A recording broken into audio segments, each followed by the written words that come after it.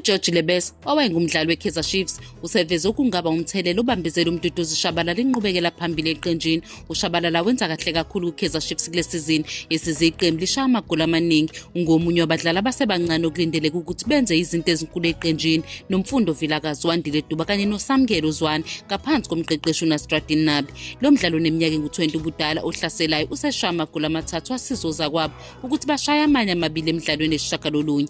uShabalala ukhombisile ukuthi unekhono futhi unekusasa eliqhakazile ebholeni laseNingizimu Afrika. NokuLebeso ucabanga ukuthi ingcindezi yokuthi enze kahle ingaphezulu kwamandla akhe. uLebeso wadlalela iKaizer Chiefs iminyaka esishagalolunye. Uthe uShabalala udinga ukuholwa ngabadlali abanamava njengoba esakhula. Ucabanga ukuthi uShabalala uthwele kanzima futhi udinga usizo lwabadlali abadala. uLebeso uphinde wathi njengoba sekunesikhathi eside iKaizer Chiefs inganqobi nendebe kwenza kube nzima kakhulu kubadlali abasebancane abafana noShabalala. Ingcindezi yokunqoba inkulu kakhulu futhi ingababuyisela emuva. uLebeso ubeyingxenye yeqembu leKaizer Chiefs elagcina ukuwina indebe. Isicoco seligi sesizini ka-2014-2015 udlala imidlalo engaphezu kwa-170 eqenjini futhi washaya amagoli angu-25.